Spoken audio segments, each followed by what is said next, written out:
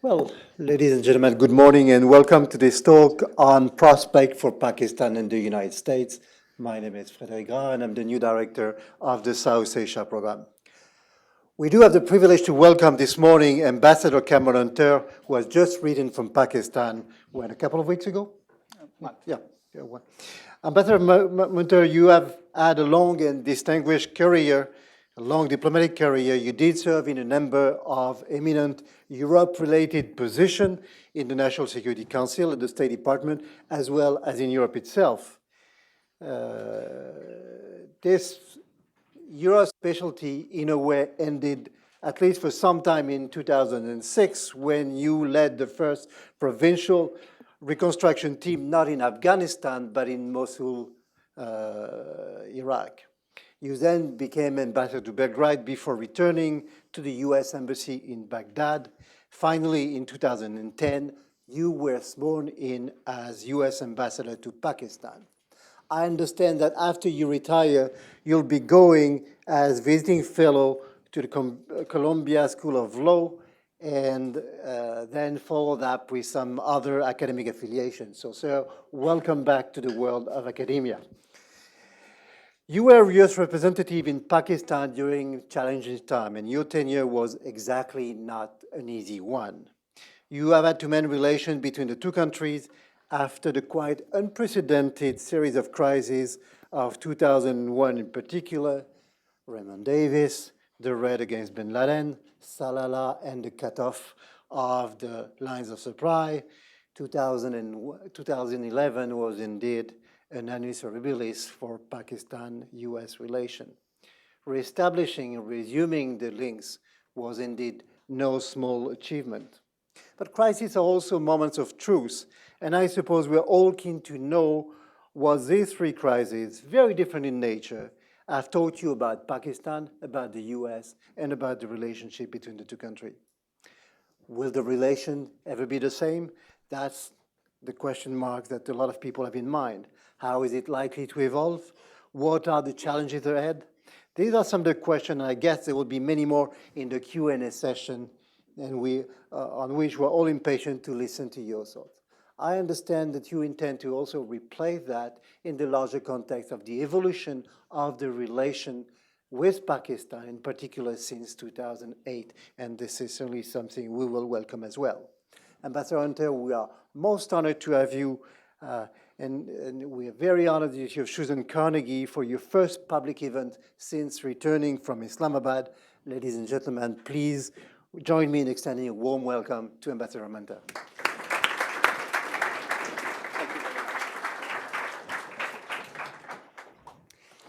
It's great to see a number of friends today, and I thank you all for being here. I had actually hoped to come to you next week because I retire from the Foreign Service at the end of this month, and I thought, okay, I'm retired, they can't get me anymore. I can say what I want. But having had enough of Washington, I'm actually getting out of town next week. So this was my opportunity, even before I'm out the door, to try to have a discussion with you, the people who I respect most, on this issue about Pakistan, and comment a little bit about my tenure there and the prospects for the future.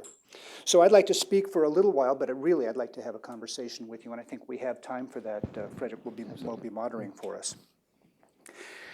And those of you who studied Pakistan, those of you who've lived Pakistan, know that the guiding principle is the principle of narratives. That there's basically two narratives, our narrative, their narrative. And by our, I really do mean, despite differences of ideology on the American side, despite differences of ideology on the Pakistani side, I found that it's a remarkable consistency in the set of, you can say narratives, or you can say prejudices if you choose, with which the two countries approach each other. First of all, they're focused heavily on bilateral relations, as if there's nothing else other than the bilateral tie. And there's a bit of obsessiveness that comes into, I think, not only the discussion, but the literature about this, about bilateralness. And I'll get to that towards the end, why I think it's important to break out of that.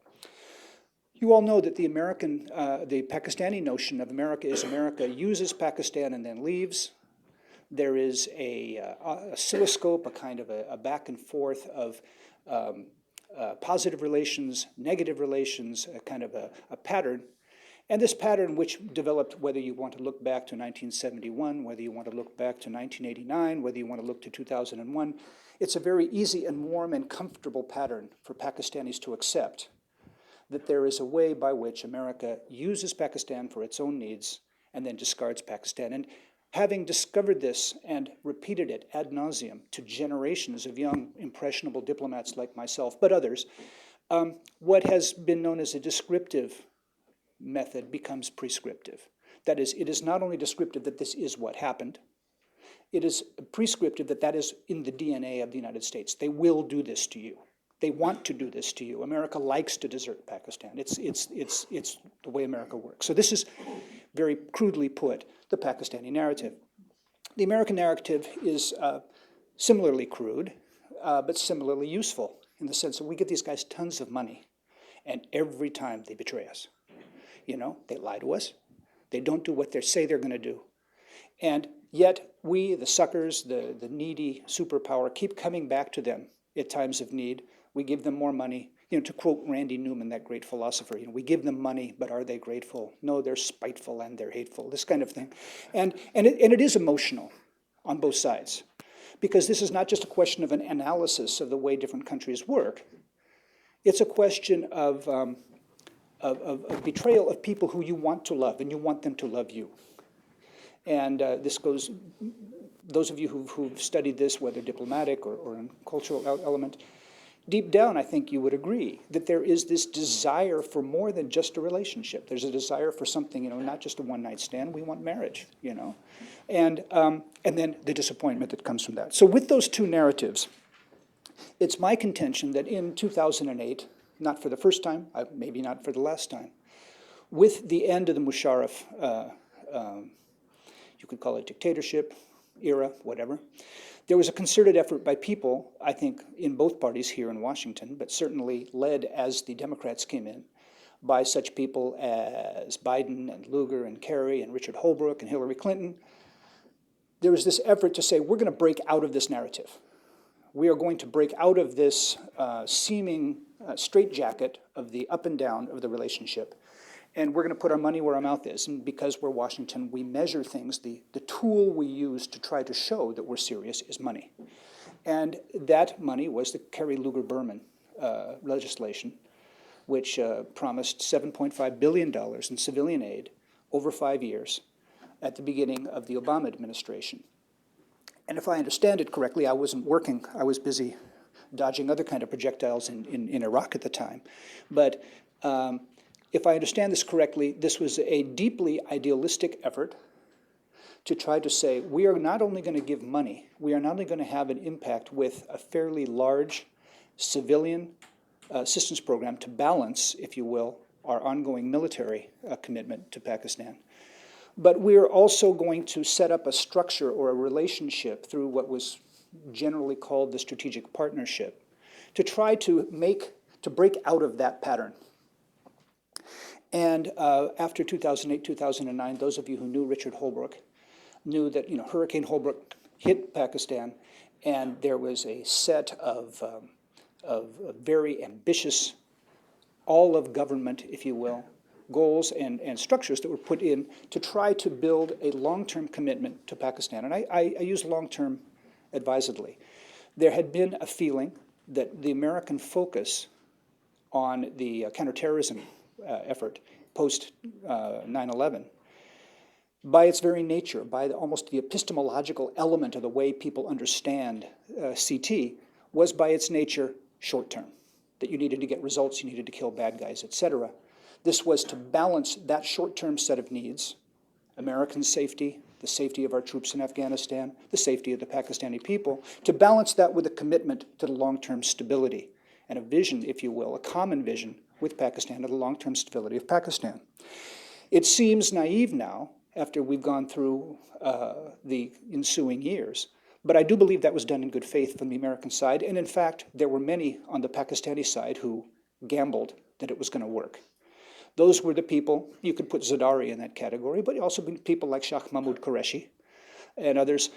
Whatever you think of their ability as statesmen, whatever you think of their governance qualities, there was an element, I believe, a true attempt to try to forge a new relationship, a strategic partnership. That even went over to the traditional element of our relationship, the military and ISI, where I think the relationship between the ISI and the military, if you measure it by how many visas they gave or how they tried to work together on various counterterrorism projects, actually there was a real effort to try to make that bloom after 2008. Those of you who know the details of the period here know that I'm leading over some of this, but I'm trying to show kind of a direction. I believe that effort has failed. And one of the reasons for the failure of that effort on the Pakistani side was the inability of the Pakistani state to be the vehicle of this assistance, and more than just the money and the assistance, but the commitment. It was not strong enough or able enough to do what the Americans had hoped it could do. Those of you who followed the assistance program know that there was an attempt to have 50% of the Kerry Lugar-Berman money work through what they call G2G, government-to-government programs. So that, for example, if you're working in infrastructure projects, if you're working in education, the goal was not just to build a dam, not just to build a school, but to improve the capacity, to build the capacity of the provincial and central government in the process. When you talk to diaspora Pakistanis, when you talk to most Pakistanis, they say, "Are you nuts? You're giving money to who? The government of this province?" You know? But we were saying, no, it's worth it. We were trying to say, as partners, we will work not only with NGOs, not only with Beltway bandits, but with the government of Pakistan. And the government of Pakistan is going to show itself capable of working with us. And I would argue that that's a failure. And part of it was simply the capacity of the government. Now, when I say failure, not a total failure, I think our assistance program has really gotten some results and continues to get some results. But it was a failure in the vision that we were going to build the kind of partnership with Pakistan, with a capable Pakistan that we wanted. Those of you who've read Anatol Lieven's book, and those of you who haven't shouldn't be in this room, but those of you who've read Anatol Lieven's book, will understand that, and who buy that premise, which I do, that with a very weak state and a very strong society, the problem of putting all of your commitment into that weak state is perhaps flawed. That is, the premise is perhaps flawed. That if, in fact, there are not very many beggars in Pakistan, if that's not because of a wonderful welfare system, but because of social and tribal and local structures, it's worth paying attention to the fact that that is perhaps the way Pakistan is governed, and that investing in the prospects for a strong state with a state in that kind of situation is fraught with risk. And that risk happened. Okay, so that's one flaw, I think, in what happened after 2008. It's as if we drove a train over a trestle, and the trestle, which was the Pakistani government, that was simply too weak. It was not able to absorb the money or to deal with our commitment, whether, again, assistance or strategic partnership, to address the issues of energy, to address the issues. I can't tell you how many beautiful studies of the energy problem we've given Pakistan that have simply gone onto a shelf, and so it was not able to respond. So that's the Pakistani failure. In a certain sense, the U.S. failure, I would argue, was our inability to look past counterterrorism, or our tendency to see the problems of counterterrorism as the defining element of the relationship. Or, as I would put it, when you look at Pakistan through the telescope of Afghanistan, you see only one thing, and that's the Haqqani network. That is to say, if you insist in policy discussions in Washington on seeing the counterterrorism issue focused on the immediate needs, very real needs, very important needs, life and death needs, of the American effort in Afghanistan and the American effort to break the back of al-Qaeda, you run the risk of losing track of those longer-term goals that people like Richard Holbrooke, that people like Hillary Clinton, et cetera, articulated, the Kerry Lugar-Berman legislation articulated back in 2008. So that the The American problem was that we were unable, I believe, to sort out in an effective way how we did both. Now, when Richard Holbrooke asked me to take this job, he made it quite clear that, those of you who know Richard Holbrooke, humble, all this, Richard Holbrooke basically created a system, or it was created for Richard Holbrooke, a system at the State Department where he was the son, not even the State Department, through the whole Washington bureaucracy. He was the sun, and all of us were the planets going around him, right? And then the sun went out.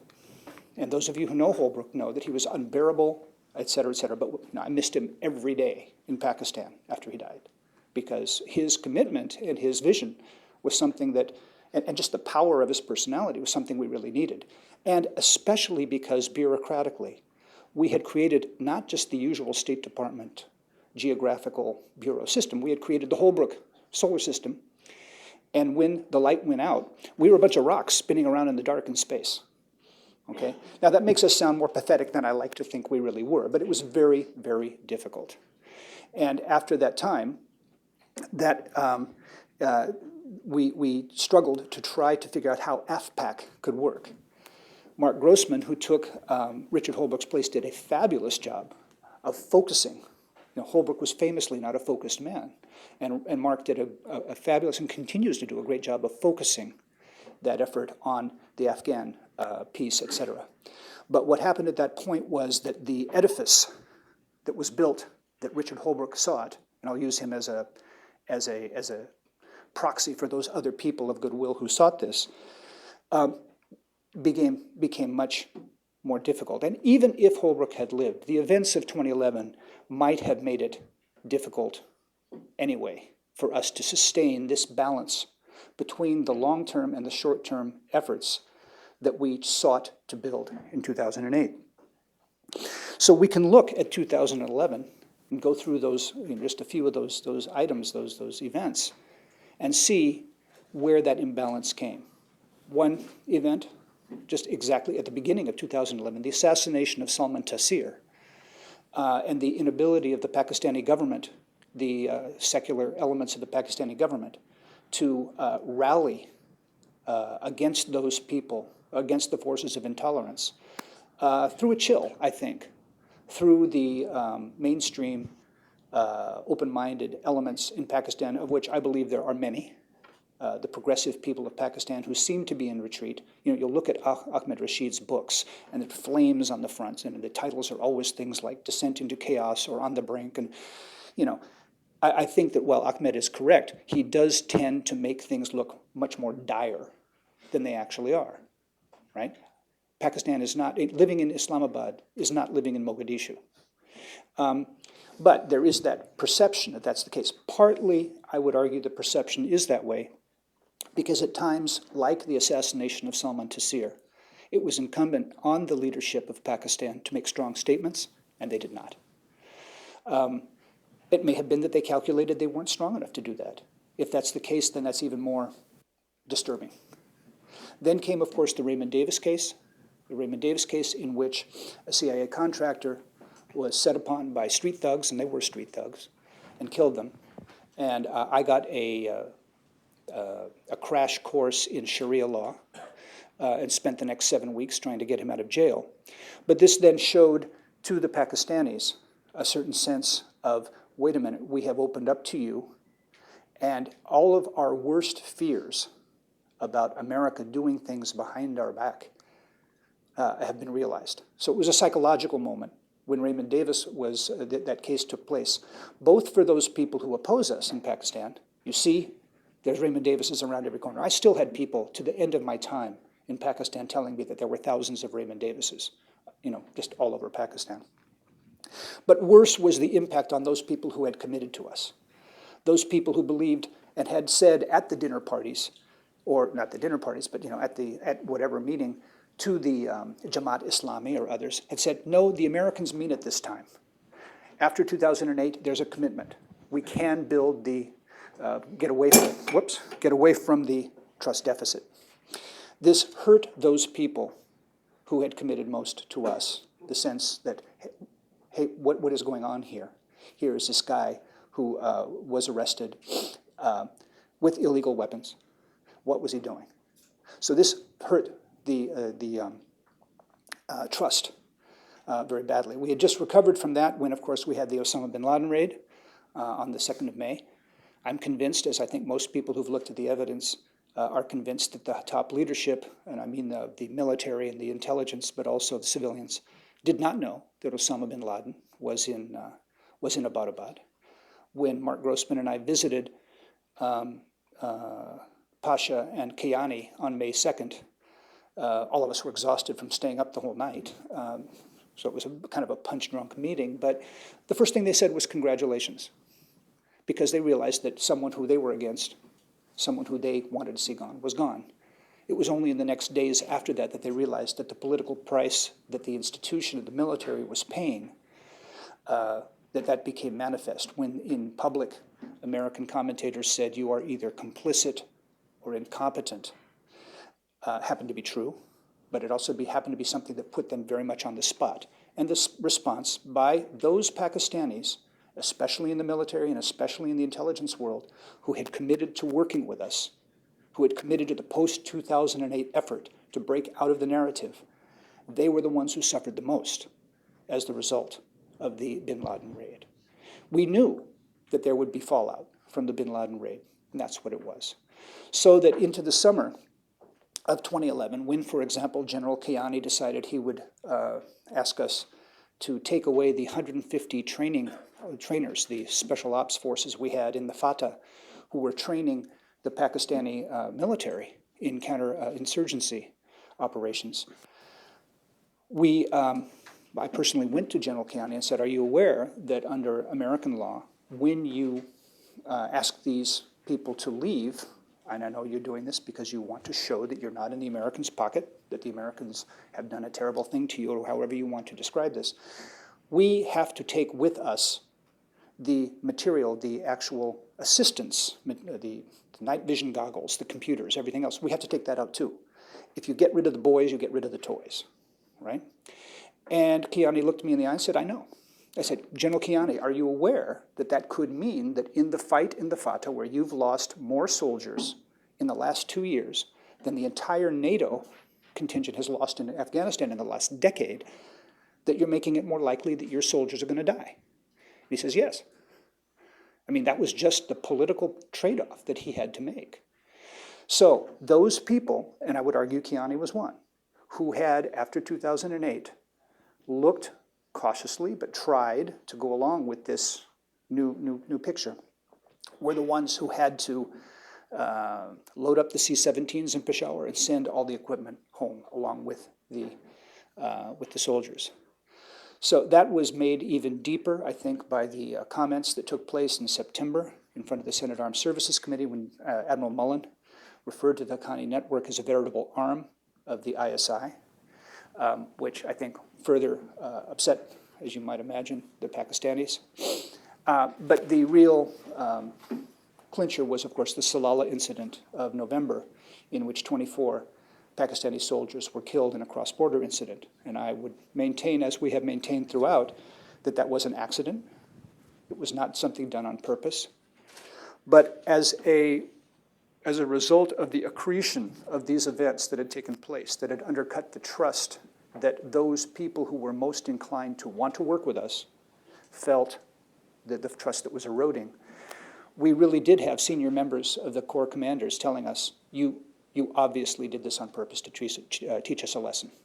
You don't come in with an AC-130 gunship, and I don't know if you're military people, but an AC-130 gunship fires not bullets, but projectiles.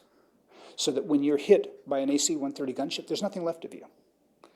That is to say, when the Pakistanis said in November of 2011, when the Pakistanis said this was something that was, the word escapes me, but it's not, it was over the top, it was too much. There's a term of art that escapes me. What they were saying was, you don't do something the way you did and say it was an accident. In my mind, it was an accident. It was a terrible accident. But we had gotten to the point at the end of 2011, where those attempts to try to build the trust and to build the relationship had basically come to the bottom. Now, throughout my time in 2011, I kept thinking, okay, when do we hit bottom? And I realized this idea of hitting bottom like a submarine was the wrong, I'm gonna have to get rid of this, was the wrong metaphor. It was the wrong metaphor. The metaphor was like rolling down the side of a ravine, where you hit the cactus and you hit the rocks and then you just keep going. And that's really what 2011 was. And for someone like me who prides himself as a Foreign Service officer on having worked on strategic planning and being able to look 3 months, 6 months, 12 months out, well, I got a lesson in looking to the next day, and that's the way 2011 was. But it was also that way, of course, for the Pakistanis. So after that event, when the NATO supply lines were closed, we hit that point that everyone, I think, acknowledged in early 2012, where there was a kind of a timeout.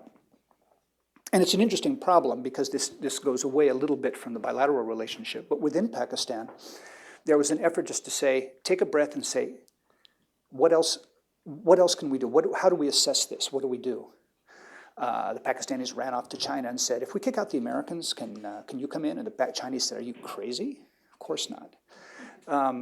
There were other kinds of elements in the Pakistani government to try to think, okay, what do we do now that we have seen that the Americans don't seem to be able to do what we want them to do?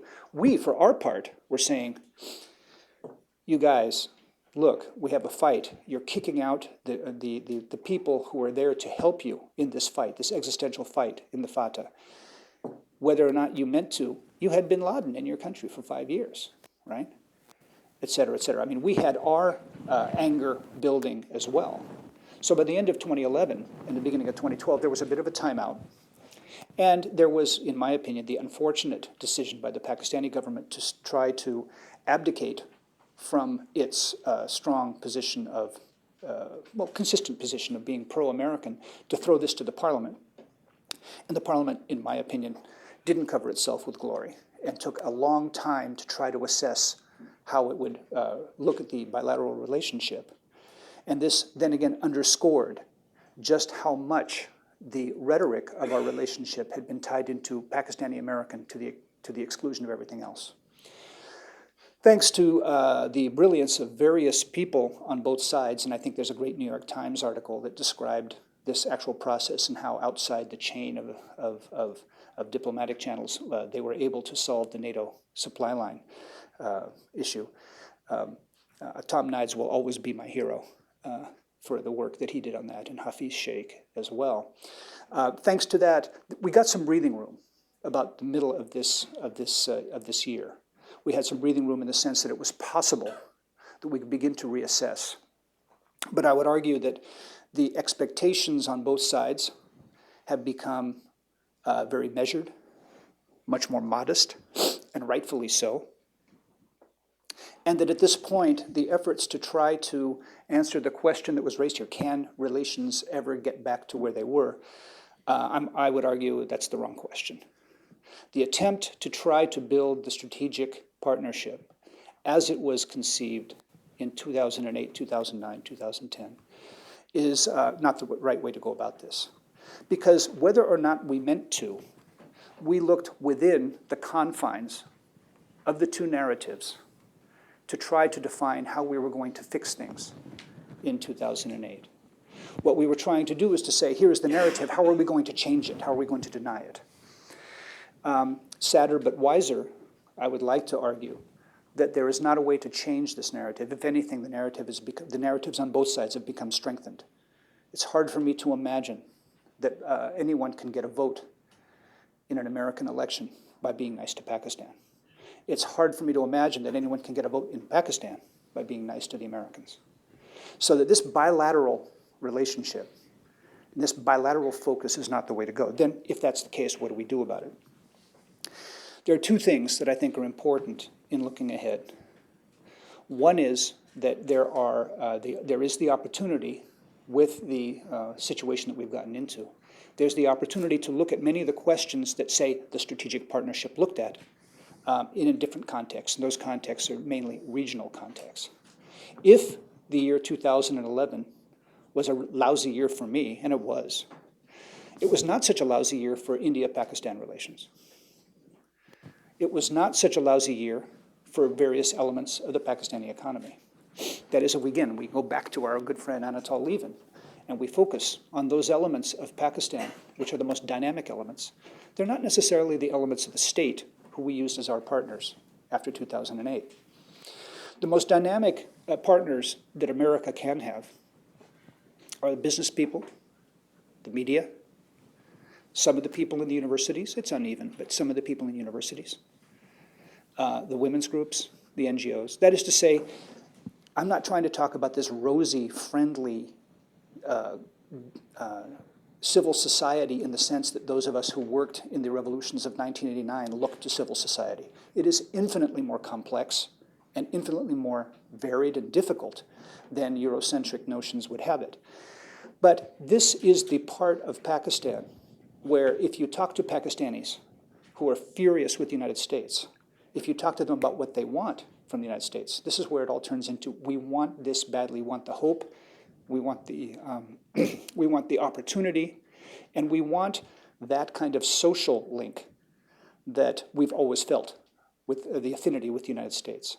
It would be wise for us to think about helping those parts of society to build ties with the United States, depending if we can, not that we're not going to work with the state institutions, but to put a lot more of our concentration into society where the face of America is not the face of Raymond Davis, but it's the face of your neighbor, an engineer who works on a Punjab ditch, the face of a student, the face of your child who's come to America, etc. So one would be a shift in our focus on what Pakistan is. I'm not sure that's going to be possible in the next 2 years. And this is my second point. One is who you deal with, and I'll get back to the international element in a minute, but who you deal with in Pakistan, but also when you deal with them. I think that it is right for us to make sure that we focus, even though I was critical about the question of the dominance of counterterrorism and the counterinsurgency issues that we have with Afghanistan. We have to deal with that correctly. We have to deal with al-Qaeda. We have to deal with international terrorism. And until 2014, it is unlikely in my mind that we can have a major change. But that doesn't mean we can't do our homework. It doesn't mean that we can't get, for example, the dynamic philanthropic sector of Pakistan to work with the very dynamic philanthropic sector in the United States, which in recent years has not happened very much. We can reassert the ties between our institutions. I mean, the Faisalabad Agricultural University and the University of California at Riverside probably know between them more about citrus fruits than any of us. So what's the government doing in the middle of this? Building these kinds of ties so that after 2014, when there is a new kind of American focus on the region, and I'd like to think, if all goes as well as we hope it will go in Afghanistan, and that's a big if, that it will be somewhat less militarized and somewhat more focused on maintaining the peace in Pakistan and investing in Pakistan's long-term future and its society a little bit more than in its politics. Similarly, to expect that American assistance or even ties between philanthropies and ties between universities and all this is going to alter Pakistan is not realistic. And I don't mean to imply that we can make, as many people would like, Pakistan into Switzerland in a few years by just sending the Carnegie Endowment over there to fix them up. I don't think that's going to happen, nor is it right for us to even think that that's a worthy goal. The right way to approach this, in my mind, would be to see that if we can do what we can to help the efforts to internationalize Pakistan. It is an inward-looking country. I mean, again, that's part of the attraction that Pakistan has, I think, for this bilateral narrative and the bilateral focus. That sadly, when you talk to Pakistanis and they talk about seeing the taillights of South Korea and the taillights of Turkey and the taillights of Indonesia, even Bangladesh, receding in the distance ahead of them, countries that sent, Koreans sent teams to Pakistan in the 1960s to find out what Pakistan had done right and how they could learn from them. The Chinese sent teams in the late 70s. And I met the Chinese ambassador introduced me to one of these professors, actually a businessman, who had come in 1979 or something from Deng Xiaoping, had sent these people. And he said, I came here in the 70s and we wanted to be like Pakistan. And he says, and the place just hasn't changed. So that relative deterioration of their position is, I wouldn't argue in part, because of a number of factors, but it has led to an inward-lookingness that cripples Pakistan's ability to move forward. So we should do all we can, quietly, in a measured way, to help Pakistan to reach out to neighbors such as India. It's crucial to see whether there is common ground between the United States and China, and there may be common ground between the United States and China in Pakistan. The Chinese ambassador, once again, when he would talk to me about their priorities, sounded pretty close to ours. Investment and keeping a lid on Islamic fundamentalism. That sounds like a set of common goals. Can we work with other people?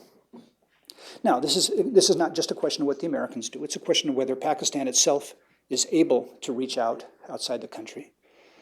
I would argue that one of the greatest things that's happened in the last few years is that, unless I read them incorrectly, the leadership of the military has blessed the opening to India. And I think those of you who have much more experience in Pakistan than I know that that wasn't the case years ago. Certainly in India, there is still, I think, great skepticism about whether or not the leadership of the Pakistani military supports this opening. I believe it to be the case. The point is that the traditional means of looking at this country in a bilateral way, the traditional means of trying to balance counterterrorism and long-term stability need to be broadened, redefined. I'm not quite sure how I would say it, but we have the opportunity in two parts. One would be between now and 2014, as we focus on getting the job done right in Afghanistan and making sure that we break the back of al-Qaeda and minimize the threat to the United States. But then in the long term, after 2014, that we look at a region where, as Bill Keller said, and I think his rather brilliant piece last November, I think, in the New York Times Magazine, look at these two countries, 10 years from now. What matters, Afghanistan or a country of 200 million with nuclear weapons? That we will be able, I think, to conceive of our policy, our American policy towards Pakistan, I hope, in a way that is broader, has more of a long-term focus, and isn't trapped by the narratives that I started off with. We don't change those narratives, but the question is, can we go around them? Is there a way we can do something else so that the question of whether or not Pakistanis are all betrayers and people who take our money, and whether Americans are those people who come but then leave you, whether that question doesn't get solved but becomes perhaps less relevant. And that is where I think the analogy from those people who have worked in Europe and have seen the end of the Cold War actually has some currency. It can be done. It can be done because things that people thought were never possible, like Poles liking Russians, Poles liking Germans, things like that, they are possible. It's not a question of hope. It's a question of experience. We've seen it happen. It can happen in Pakistan, but it's going to take patience. And we're all very good at patience in the United States. We all take the long view, right? It's going to take patience, and that's going to be hard to sell to any political party in the United States. But I am, after giving you this litany of horrors that I lived through in 2011, I do have that sense of optimism that it is possible to have a relationship with Pakistan that's different. Again, I would emphasize, not taking the old relationship and saying, how do we fix it? But going around to develop something that's bigger, different, more international, that addresses the questions of energy and water, not in a bilateral dialogue, but in a much more multilateral way. So that's basically my take on how rough it was and where I think we can go. And what I'd like to do is take the rest of the time and have a discussion about whatever you'd like to discuss. Thank you. Thank you very much, Ambassador.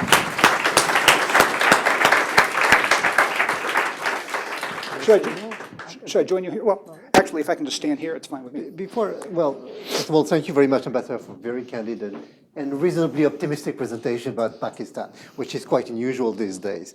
I mean, on another point, I mean, we at Carnegie hadn't thought about going to Pakistan to turn it into a next Switzerland, although I knew both countries very well, but we'll give it some thought. Perhaps before we turn to the Q&A, may I ask you a question? You mentioned the new approach of 2008 and mentioned the incapacity of the Pakistani state to really absorb what was U.S. financial effort then, and on the U.S. side, to narrow focus on counterterrorism. But the very idea of a strategic partnership meant also some convergence of interest, which were always on the line, but never really defined. Do you think, looking back, that those convergences of interest did exist at the time? Yes, I do, and I think they still exist. I think people who claim that we have come to a parting of ways and why don't we just admit that Pakistan is bad and we're good and let's do this, I just think that's intellectual laziness. That's just people who are frustrated, understandably frustrated, and believe me, I know about frustration. But if you're frustrated to walk away, simply I would make the same statement about the people who are saying that Ambassador Stevens was killed, therefore let's walk away from Libya. I just don't think that's intellectually defensible. What you have to do is you have to say, what is it, which elements of Pakistan are the progressive elements, if indeed we believe they exist, and I believe they do, which are the elements of progressive Pakistan that do have common interest with us?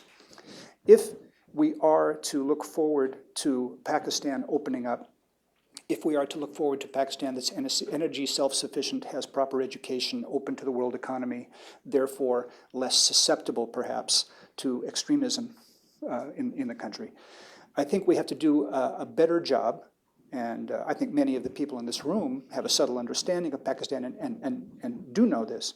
We have to do a better job of saying, who are the people we work with? It's not Pakistan as such. Given the fraught relations of different institutions in the country, who do we choose to work with in which way?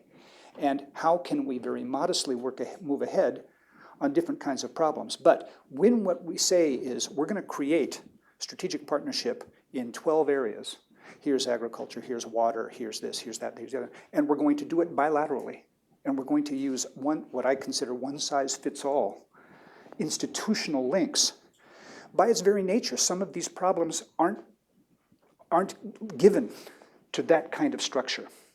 So we would have to say, where do we have to work with the Indians? Where do we have to work with the kind of strange group of people who are brought into what Mark Grossman is trying to build for the future of the neighbors of Afghanistan? What do we do about Iran? What do we do about Saudi Arabia? What do we do about the Turks? What about these countries who have interests, some of them good, some of them not so benign, and to assess them in a little more sophisticated way than I think we have in the past. I hope that kind of answers your question. It's going to be very difficult, and it's not going to fit on the back of a bumper sticker, but I think that's the only way we can gradually address some of these issues. Okay. Please, Tizzy, please introduce yourself before you ask your question. Casey Schaefer from Brookings. Yes. Thank you for being here. Thank you. I profoundly agree with your basic prescription, which I would take to be developing the relationship with Pakistan for its own sake in those areas where there are people and institutions whose interests align well with ours and with a little bit less dependence on the government. But I'd like to push back a little bit against your notion that our problem is too much bilateralism, too much bilateralism and not enough internationalism. When the United States has been involved in Pakistan, it's usually been driven by something that was happening outside Pakistan's borders, the Cold War, Afghanistan. What we are hung up on now is not just counterterrorism, it's Afghanistan. What you're suggesting is that we need to develop a relationship with Pakistan that's not derivative of Afghanistan. Totally agree. But I think we're going to have trouble dealing with the Afghan factor because there, I think our interests actually don't align all that well. So, having said I agree with your main point, what would you suggest as the kind of approach the United States can take to the Afghan problem in order to minimize our dependence on a government of Pakistan that only very selectively agrees with us. Right.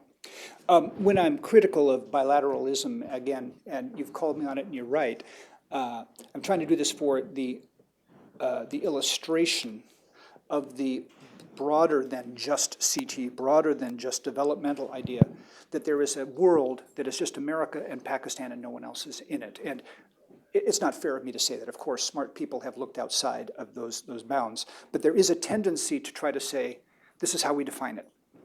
That's what I'm arguing against.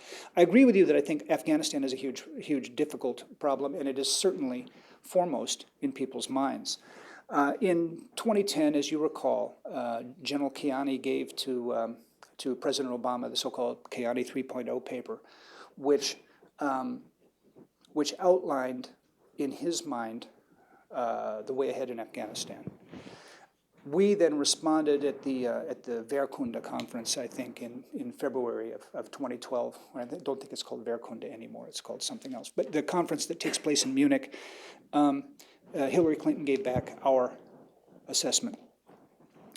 And I think there is, speaking very diplomatically, there's a great deal of space between our assessments. One of them is not just a question of, are the Pakistanis and the Americans seeing eye to eye on Afghanistan, but a lot of it has to do with the way we talk about it. The American assessment, the picture that we draw for the Pakistanis when the Pakistanis say, what's your end game? We tend to talk about institutions. We talk about a constitution. We talk about a strong central government in Afghanistan. We talk about education. We talk about judiciary. We talk about an army or people, 200 to 300,000 people. We describe that. And I won't put these words in General Kiani's mouth, but let's just have kind of a Pakistani security expert kind of saying, yeah, but who's going to win? Who are you picking? Who's going to win? The way we look at it, the way that many of our Pakistani colleagues, is not positivistic social science, not institutional. It's anthropological, it's geographical, it's historical. It's saying, okay, but the Panjshir Valley is not going to do this with Paktika. This person hated that person's grandfather. You don't ever have a military. An example would be the rival visions of the military. A senior general in the Pakistani military once told me, you and the Americans think of your army and how Sergeant Gonzalez from Los Angeles and Corporal Munter from Chicago and Major Schaefer from New Jersey all come into the military. You're all put into the military, and it's a uniform group, and you just mix the pieces. We see this part of the world, especially Afghanistan, as needing a regimental area where you have the Uzbeks and you have the Tajiks, et cetera. In other words, you are in your attempt to define the end game with institutions that you're comfortable with, you're missing the point. Whereas, and so therefore, they see that American effort, or what we would call the Western effort, a kind of a transformational vision of Afghanistan. Again, I don't want to say to make it Switzerland, but make it Bethesda, say. That transformational effort. Little girls go to school. In 2001, they didn't go to school. Making it into something, expending a huge amount of money with a vision, a progressive vision. I would argue that the Pakistanis have perhaps a realistic but very static notion. These guys have been this way for 1,000 years. They beat the Brits. They beat the Russians. They're going to beat you. This kind of fatalism. And I'm making caricatures, but the difficulty I see, and I guess I'm agreeing with you, in coming to some sort of closure about Afghanistan is, it's not that we think of the problem the same way and disagree. I think we think of the problem differently. We haven't found the common language with which to talk about the end game in Afghanistan. And inasmuch as that's the case, how are we going to get down to the tactical questions of reconciliation and the reintegration of the forces, et cetera, that we want to have with the Afghans and with the Pakistans in trilateral talks, et cetera. So I agree with you that it's a big problem. I don't know that it's impossible for us to at least come to a set of principles that we agree with Pakistan on Afghanistan. I think we neither of us want to see a civil war, et cetera. We should find that basis. The question I think people are struggling with right now is what's the right mechanism in a bilateral relationship that has been fraught with problems in 2011, what's the right mechanism to try to pull people together to define those things that we have in common in Afghanistan? I think they're working on it right now. And I've, even in the last month, 6 weeks, I think there have been developments that I'm not privy to, but I sense are moving ahead. But your question is a good one. We don't have, to my knowledge, we have not achieved the kind of meeting of minds on Afghanistan that we're going to need for this process up to 2014 and then beyond 2014 to address. So it's an open question, and I agree with you. That's going to be a tough. That's if there's a tough one. That's it.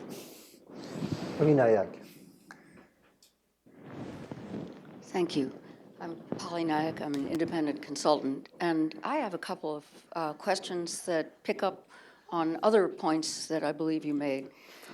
If I understood you correctly, you're really suggesting that we reset our relations with Pakistan based on people who share our values.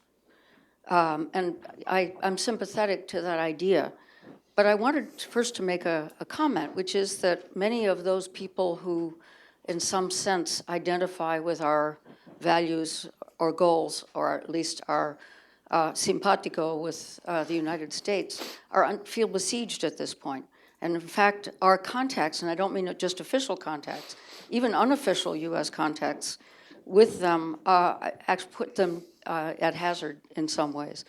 So that's my first observation. My second observation is that when you were talking about Afghanistan and about the notion of gradual social progress with the assistance of the international community, we are still, when we're talking about sending little girls to school, talking about a set of values that are not local.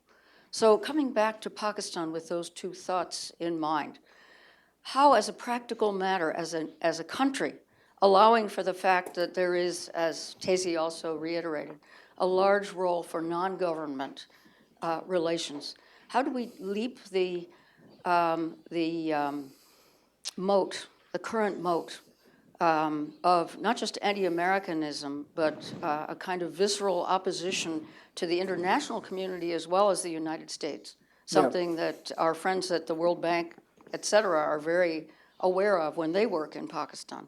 Where do we start at an official level once we get past the university to university, et cetera? How do we reset the official relationship, and what do we do about the U.S. concerning nuclear weapons, their security, and Pakistan's path? Okay, so that's a lot of questions here. Okay, It's really I'll start with what I understood to be your main question. It's very important, I think, to talk about Pakistani society and not to talk about it as NGOs. That is to say, and I'm not accusing you of that, but I'm saying that if we look at the people who, let's call them like-minded people, if we're very precise about that, those people who really are in the Western-oriented, often Western-funded NGOs, that's a very small group of people. And they're concentrated in a very small group of area. When I speak of reaching out to society, and admittedly, this doesn't get to your question of exactly how we deal with the government. I'll try to get back to that. We have to accept that a progressive vision of Pakistan is not a progressive vision of a progressive vision in the remade European-style Pakistan. It's that, in a general sense, I would argue, a very broad group of people in Pakistan, to varying degrees, is tolerant, is open, certainly religious, but I don't think dogmatically religious. There are elements of society, and I'm talking digging deeper than just the rarefied atmosphere of the Western NGOs. And in that, we have not reached out to those people as much as we should. Now, it's very hard because it's very dangerous, and a lot of people who ought to be doing this, not diplomats, but university professors and businessmen, having those people on the street to do that is where the relationship will build. And so it's predicated on the idea that we come out of these years of the terrorist threat successfully. So yes, we have to keep up the fight against terrorism and against and to come to an equitable some sort of solution in Afghanistan, so that the representatives of the United States and other Western countries are going much more deeply into society. So when we talk about building a progressive Pakistan, this is a long slog, and it's not just done by NGOs, and it's not just done by diplomats. So the people who feel besieged, that level of, people who work for Save the Children and stuff like that, we need to work with them, but I think we want to look at the people who are our friends there, who are affecting change in that country, as a much broader area. What we in our embassy tried to do was, for example, in our public diplomacy, it's not enough to send out a press release in English. There are 50 million people in that country who speak Sindhi. Many of them are not very politicized. Many of them, when you talk to them, you'll find, we don't buy that Urdu stuff. There's great differences in the country, and we have done nowhere near the amount of outreach to find the sympathy and the areas of common ground that we could. So I would argue that we have to reconceive of our allies and the people who are progressive. We have to see them a little bit differently. Those universal values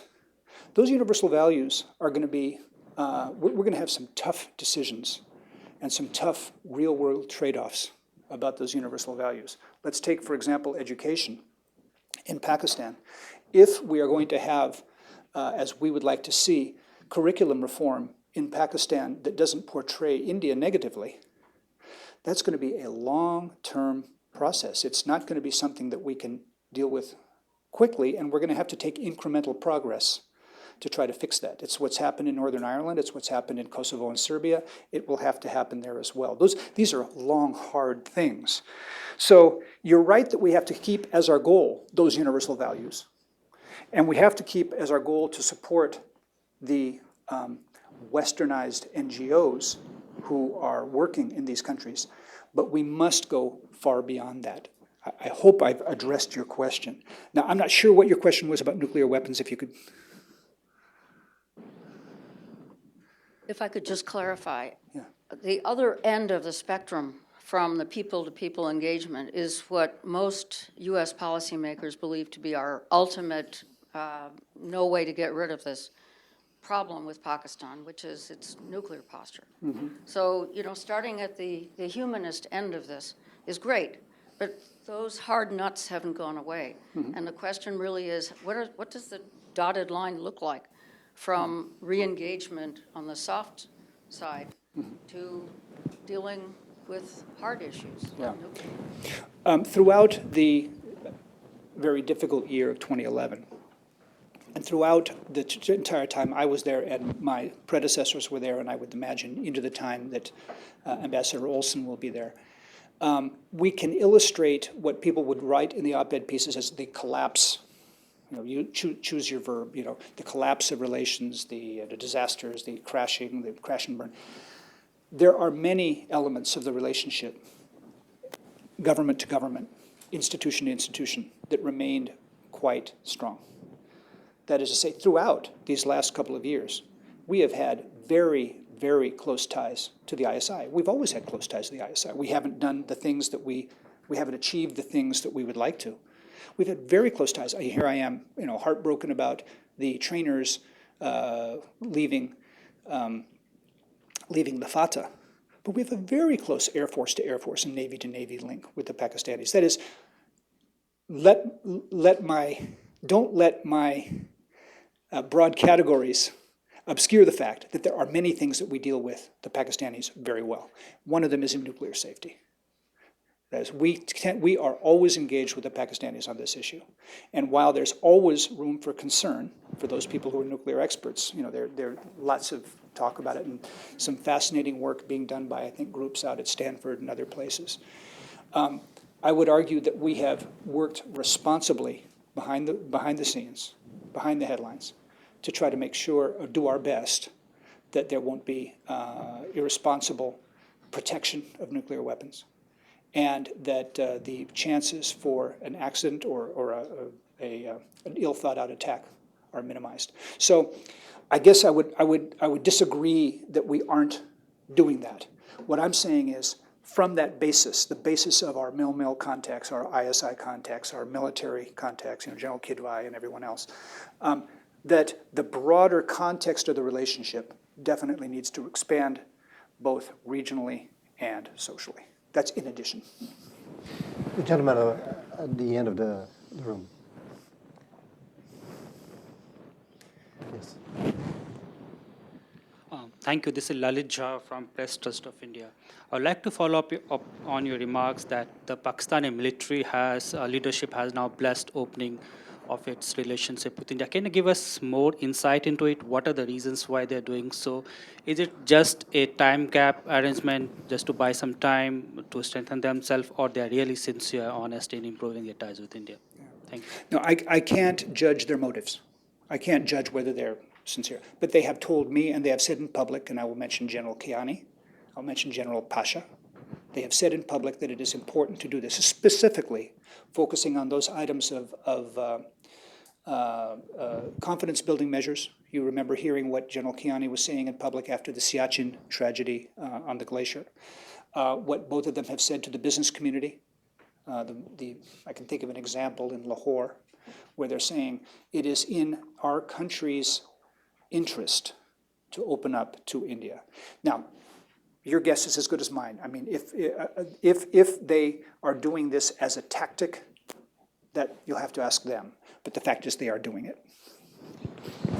The gentleman just there. Hi, good morning, Ambassador Bilal Baloch. I'm a special assistant to Vali Nasser at SAIS. Thank you for the wonderful talk. I'm in agreement with, in most part, with a lot of what you said.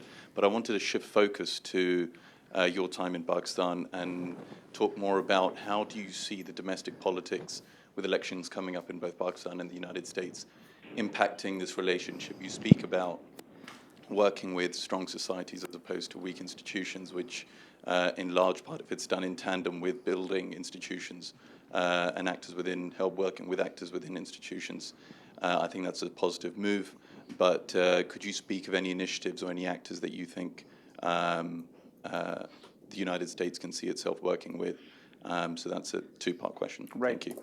On the domestic politics, you're right. I mean, in trying to make, kind of heuristically, the argument that we should look out beyond where we looked before. Obviously, we don't want to stop working with the people in party politics. Because, when people have asked me the question, and this used to happen quite a bit, how do you see Pakistan when you look at the Arab Spring? It was quite obvious that whatever we think of Pakistani democracy, distorted, inefficient, in some ways unable to cope, it is a democracy. It is in that sense a system that has ways in which social unrest and social anger can be channeled, whether it's through the absolutely outrageous but impressive media, whether it's through the courts, inefficient as they are, especially at the local level, et cetera. So one of the things that we should celebrate in a certain sense is that there is this imperfect democracy that is definitely worth working with. Despite Imran Khan's claims that he's going to sweep the board, I don't think that's going to happen. I'm just giving you my take on what I think will happen in the 2013 elections. I think, however, that he has done more than just have big rallies in sports stadiums where you see the girls in blue jeans standing next to the mullahs. The lion and the lamb sit down together. It's amazing what he can do. You've had these items, but he's also sent people out to say southern Punjab.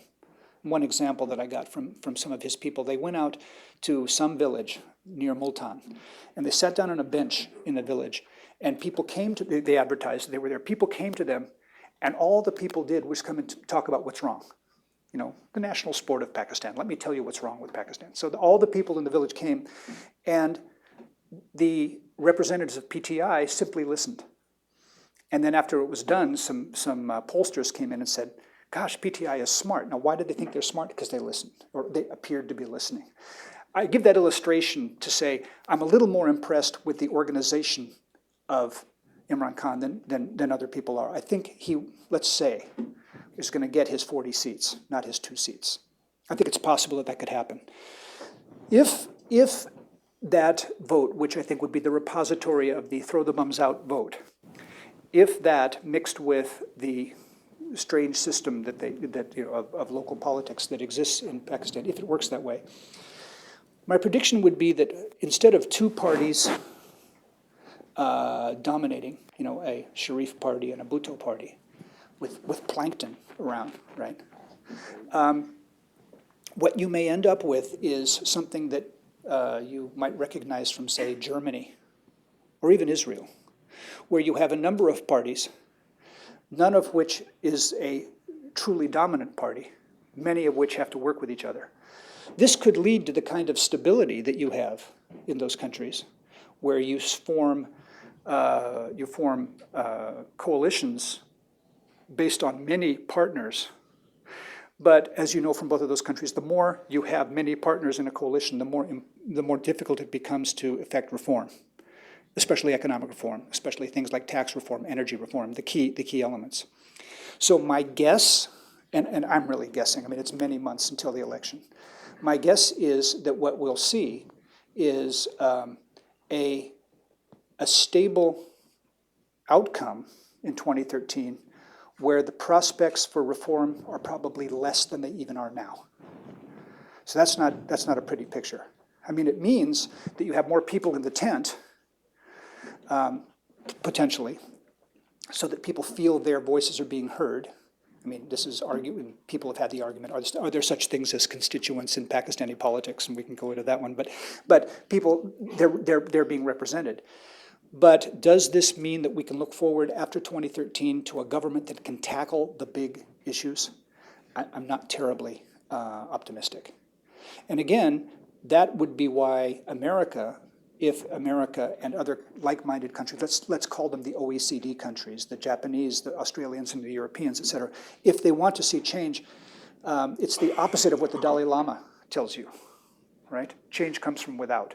Right, so that the most potentially positive thing, I think, that could happen that would change the structure of things in Pakistan in a good way, would be opening up to India.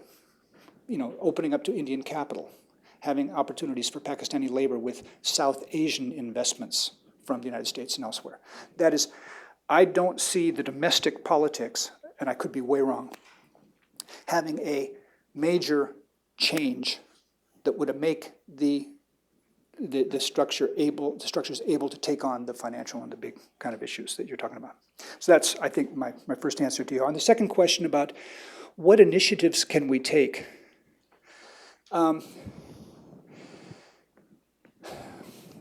you don't want, if you're making an argument for society ties, it may be disingenuous to say the government should do this. Right?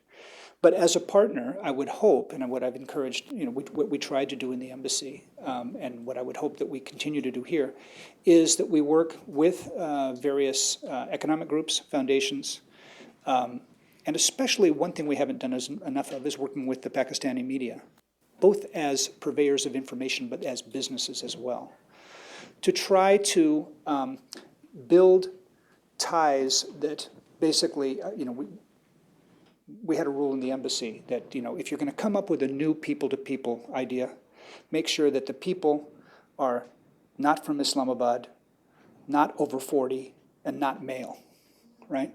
The whole idea is to reach, we have a tendency when we do these initiatives to reach out to the same old people. Every country does that. Here's a guy, I'm a retired diplomat, I'm going to fall into the same trap as everyone else. When I was back in Islamabad, I used to have dinner with X. So I want to invite X to Dubai and we can have dinner together and have great thoughts, right?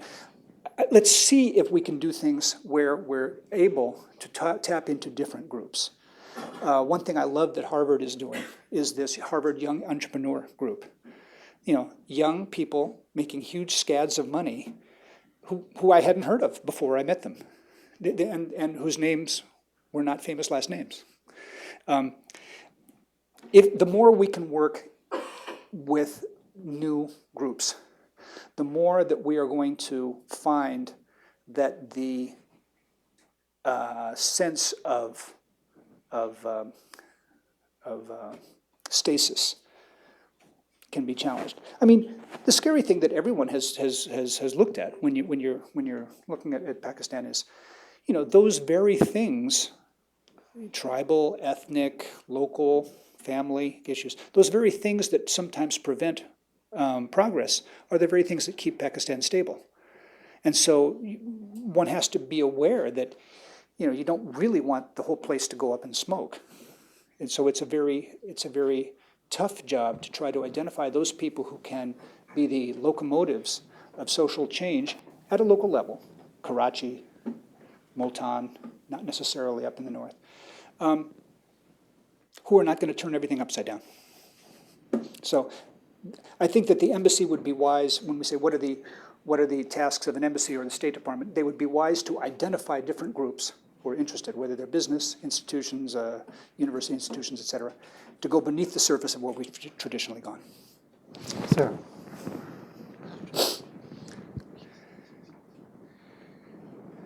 Thank you. Jonathan Broder from Congressional Quarterly. Thank you. You mentioned the fact that the United States and Pakistan look at Afghanistan in different ways. The United States, when it talks about the end game, talks about institutions, and the Pakistanis want to know, very sort of real pragmatic, bottom line, who are you putting your money on? Who's going to win? Given the fact that we don't answer that question, that we come back with our response about institutions, why should the Pakistanis in 2014 not feel that their narrative of we just, you know, we come in and then we throw them away, why shouldn't that narrative be strengthened? That's question number one. Number two, the Kerry-Lugar bill, what is your sense of the appetite for continued aid on Capitol Hill, given these disparate narratives? And as we saw last week, you know, there's a lot of legislation. I mean, there's some legislation out there that wants to cut off aid altogether. I mean, there's sort of an ugly mood up there. So, your sense of the prospects of convincing lawmakers what you're trying to convince us of right now. Right. Let me start with your second question first, if I could. I've had the privilege of speaking with the leadership of both chambers and both parties. And what I've been impressed by is that they understand the imperfection of what we've done. They understand that, you know, if I put it in terms of failure, and that's pretty tough language, and I don't, you know, mean utter failure. Many of our programs have had real impact, but the failure of what we wanted to do in the heady idealistic days post-2008 is what I meant. I think that the leadership on the Hill understands that we aren't giving assistance to make Pakistan love us. I mean, there are some who say that, some commentators who say that. But the point is, these are elements which contribute to a stability in long term in Pakistan that we're for. They understand, I believe, that we have come to understand, we in the administration, and I guess I'm still in the administration for the next 3 days, we in the administration believe that, that incrementally we have made a difference.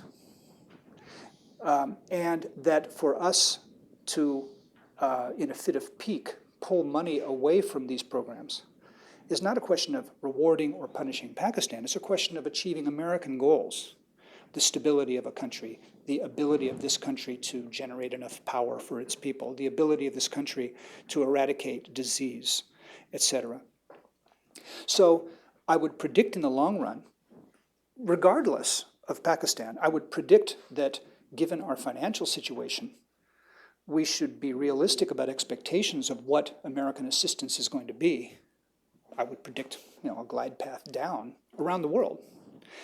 But I think that the leadership of both parties are responsible enough to know that as that glide path down works, that the way that you want to deal with Pakistan is to look hard at what America wants to achieve, what America's goals are long term, and to, in its oversight capacity, to guide USAID and the other institutions, to focus on those things which keep Pakistan on the straight and narrow, keep Pakistan developing in the right way. And I'm actually impressed that the leadership does this, says this, and means it.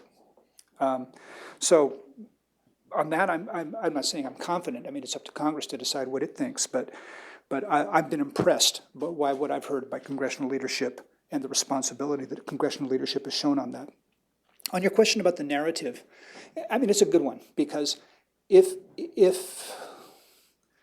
the goal here is to play for the domestic crowd, it will be very easy, given our need to get out of Afghanistan, given the consensus in the United States of both parties that they want us to be out, it'll be easy for leaders of any sort in Afghanistan to perpetuate the myth, to perpetuate the narrative that the Americans use us and leave us. And I think we have to be prepared that some of that is going to happen, no matter what. The question more that I was trying to get at was, rather than using the myth or the narrative itself as kind of the intellectual focus of what we do, how do we counteract that narrative? To try our best to put the narrative aside and to work on these issues in a different way. So not so much that we win the argument. No, we're not leaving you. I mean, sure, we'll make that point, and in fact, we're not leaving. We have the agreement with the Afghans. There will be an enormous amount of aid that will still go to Afghanistan, et cetera. And there will be, I believe, still a commitment to Pakistan. So we can argue back. We're not leaving, we're changing the face of our commitment, et cetera, et cetera. But more important than that is not getting caught in the narrative as the defining intellectual construct of our relationship, in my mind. That may seem like I'm trying to dodge your question, and in a way I am. I would like to see us dodge that question. I would like us to see, when I stand in front of the NDU in Islamabad, and they say, well, what about the fact that Americans always do this? I'd like to say, I don't want to talk about that anymore. We can, and we can fight about the details of what you did in 1990 and the details of what you did in 1971 and the details of what happened in 2014. But what I'd like more to talk about is concrete instances in which we've redefined the way we work together. Talk about those other things and let this die, I hope, a quiet death. That may not be possible. It may be that the narrative is so strong. And believe me, Pakistan is not the only country in the world that relies on narratives. I came, from the Balkans a few years ago. You want narratives, here, those guys. But so it's not that this is easy. But I think that the effort should be to say, instead of saying we're answering this and we're committed, which we tried to do in 2008 with all good faith, that we move on to trying to define the issues in a different way. I'm not sure it's going to be possible, but I think it's worth trying. Madam, please.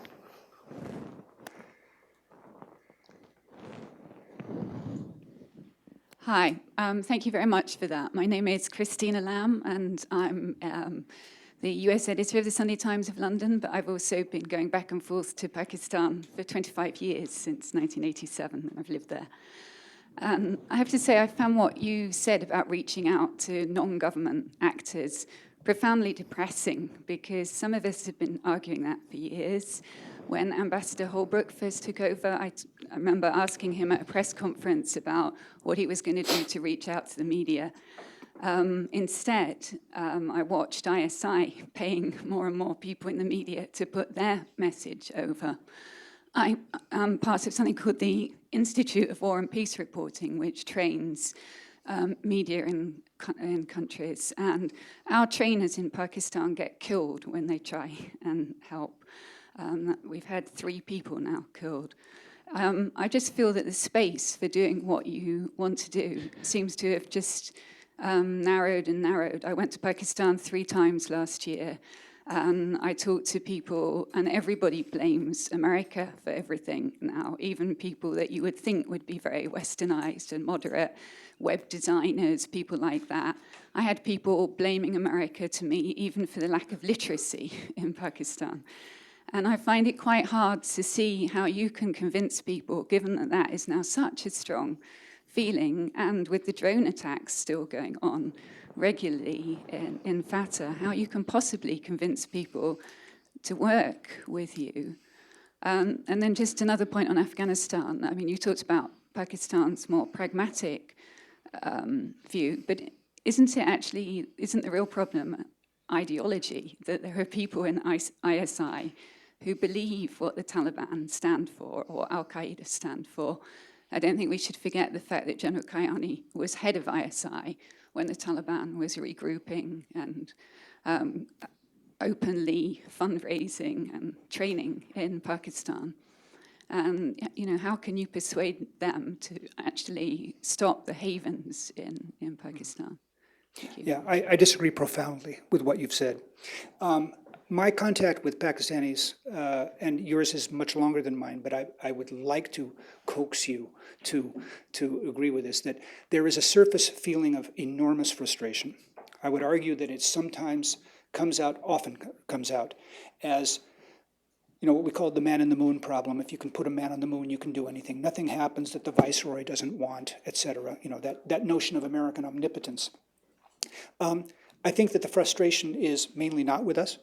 The frustration is with their own governance, and I think when you have more than one sentence, but 3, 4, 5 sentences with people, it does come out that they may blame us for the perceived support of people who governed them badly, but the anger is with the way they are governed.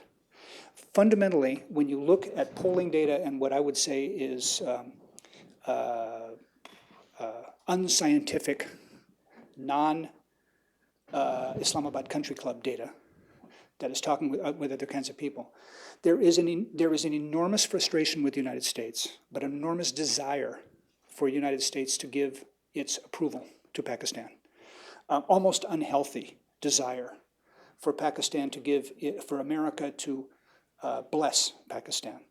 And while I think it's sometimes these two things are over the top, nonetheless, I see a little ray of light that I don't perhaps think you see, and you've been at it longer than I have, so I'm willing to be corrected. Let's meet in 25 years, and you may be right. But that there is, if the fundamental problems of daily life in Pakistan, the frustration, the humiliation, the feeling of not having any way to deal with problems, can somehow be addressed through institutions, and it's not likely in my mind that it's going to be in a traditional way. I think that the code, the anti-Americanism, will be part of that. Therefore, in other words, I don't think it's a well thought out fundamental anti-Americanism. It's an enormous disappointment and lack of self-confidence in the country that we blow it enough that we contribute to this. We find ourselves being the yardstick for that.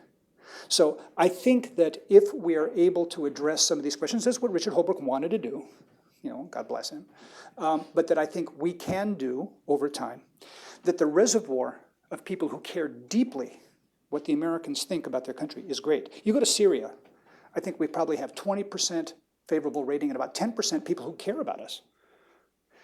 In Pakistan, it's like 10% people who approve of us and 95% who care deeply what we think. So that's at least the model that I believe gives us the chance to have a positive effect on the country. Not that we're looking for people to love us. And I've given this speech about, the Tina Turner doctrine, what's love got to do with it? It's not about love.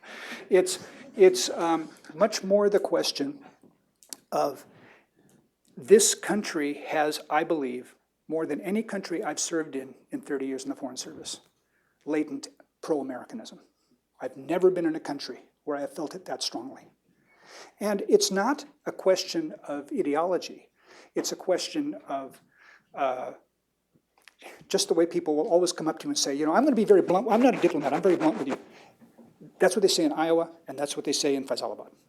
They're just habits, charity, things like that. So I still maintain, after getting kicked around for 2 years as ambassador, that there is actually a huge affinity between the cultures, and that's why I think working at a more cultural, social level, showing the side of the United States that most people there desperately want to see, which we have not done recently because they want to see students, and those people, because it's dangerous, aren't there. And your point is true.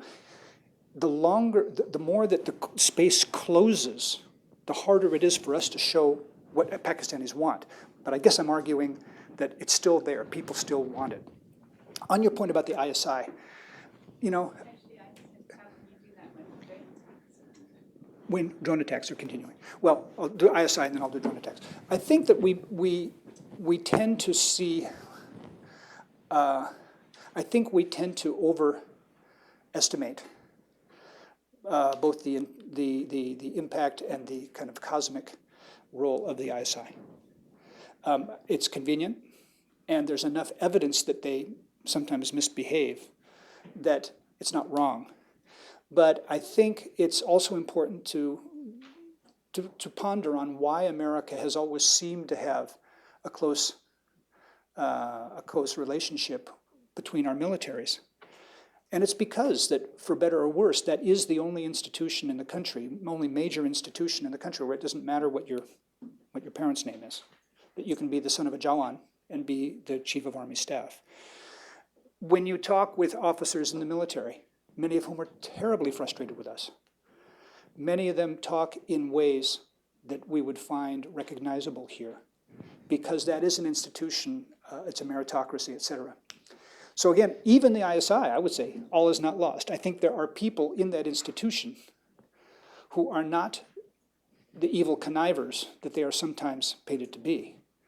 They do, I think, very dumb things, like they plant articles in the newspaper, and you can argue that they've planted articles in the newspaper that are critical of the drones, that have led them into the cul-de-sac of trying to play to the public in a way that now traps them and limits the way they've come out of this.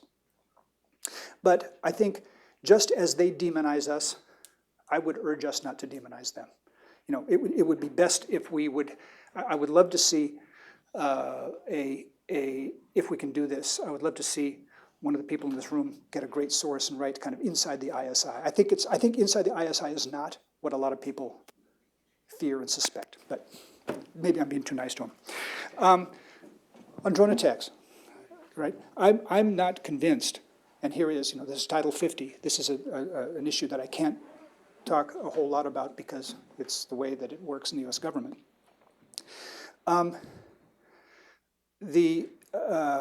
When you travel around the country in Pakistan and you talk to people who are not in the elites, I never, ever, ever, ever, ever got a question about drones.